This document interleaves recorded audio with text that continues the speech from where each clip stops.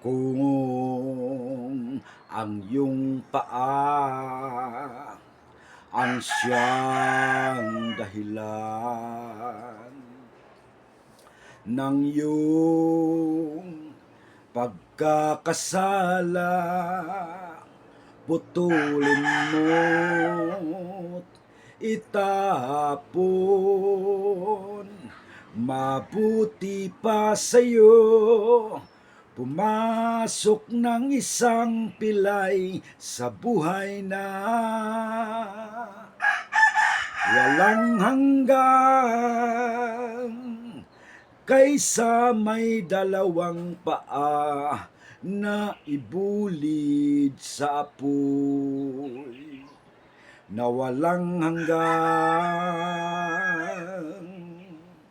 Kapatid, dapat mong malaman, buhay mo'y nakalaan. Hindi sa daigdig lamang,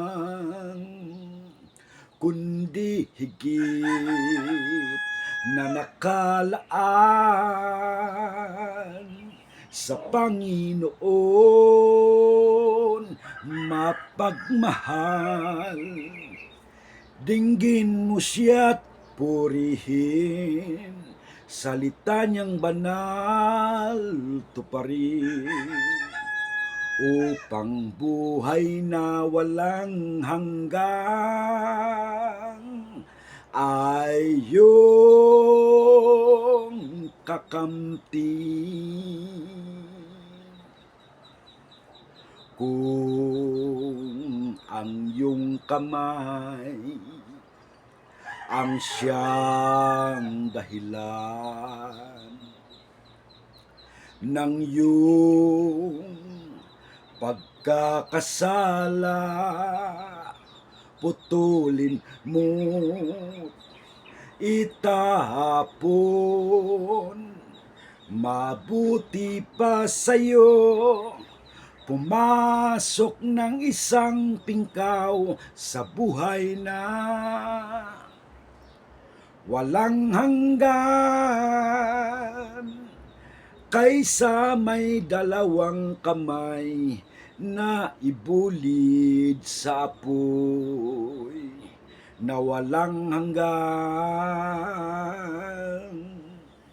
Kapatid, dapat mong malaman, buhay mo'y nakalaan.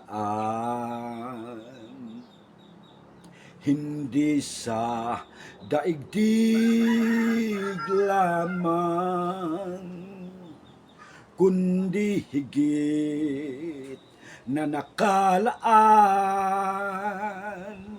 sa Panginoong mapagmahal. Dinggin mo siya't purihin, salita niyang banal tuparin, upang buhay na walang hanggan ay iyong kakamtin. Kung ang iyong mata ang siyang dahilan ng iyong pagkakasala, dukitin mo't itapon. Mabuti pa sa'yo pumasok ng isang bulag sa buhay na walang hanggan, kaysa may dalawang mata na ibulid sa apoy na walang hanggan. Kapatid, dapat mong malaman, buhay mo'y nakalaan.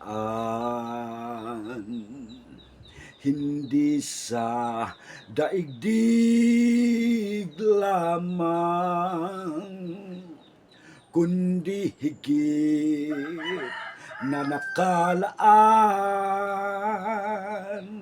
sa Panginoon mapagmahal.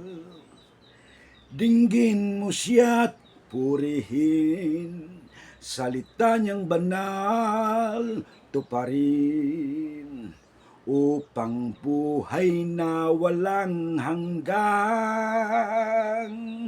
ay iyong kakamtin.